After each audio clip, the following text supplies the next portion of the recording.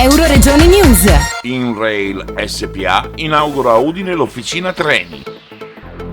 10 anni d'attività all'inaugurazione della nuova sede operativa in via Butrio a Udine con il presidente Guido Porta e il governatore Massimiliano Fedriga. Primo treno 9 febbraio 2009 e poi oggi i 10 anni di InRail, che è una delle imprese private italiane nata da delle persone di buona volontà e degli industriali illuminati qua del Friuli Venezia Giulia, e oggi siamo arrivati a questo traguardo che siamo riusciti a far coincidere anche con l'inaugurazione di un'officina che è fra le più grandi d'Italia e che crediamo possa darci anche proprio una spinta nello sviluppo e per il futuro.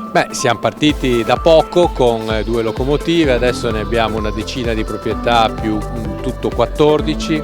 Siamo partiti con una ventina di persone, oggi sono più di 120.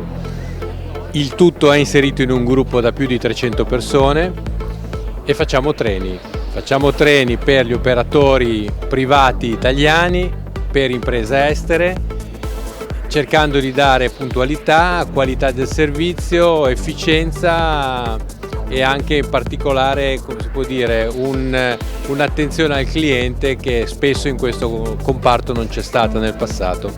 Futuro lo vediamo anche per l'ottenimento correlato all'ottenimento della certificazione in Slovenia, che ci permetterà di arrivare fino ai confini della Croazia con nostre locomotive e nostro personale, e poi in una crescita dimensionale e di continua qualità del servizio. Formazione, noi adesso abbiamo dei corsi, ogni anno più o meno organizzavamo nel passato un corso di formazione, quest'anno ci sono almeno 40 persone in formazione in questo momento in regione e assumiamo giovani dai 20 ai 30 anni mediamente, che abbiano voglia di intraprendere un'attività di macchinista o attività correlate al trasporto ferroviario, che siano disponibili, flessibili, vogliano crescere, e noi questa opportunità la diamo a tutti. Sono contento è tanto un investimento questo che riqualifica un'area da 20 anni abbandonata. In più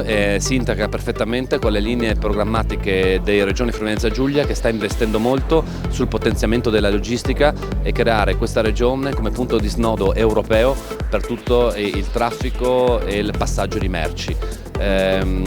L'azienda è una delle principali player a livello nazionale sul traffico pesante su treno e quindi siamo contenti che si punti allo sviluppo e che Friuli Venezia Giulia, un'azienda del Friuli Venezia Giulia, ne sia protagonista, oltretutto con un'alleanza col pubblico che, devo dire, con questa azienda ha sempre collaborato nell'interesse della crescita della nostra regione stessa. Da Udine per Euroregione News, Marco Mascioli.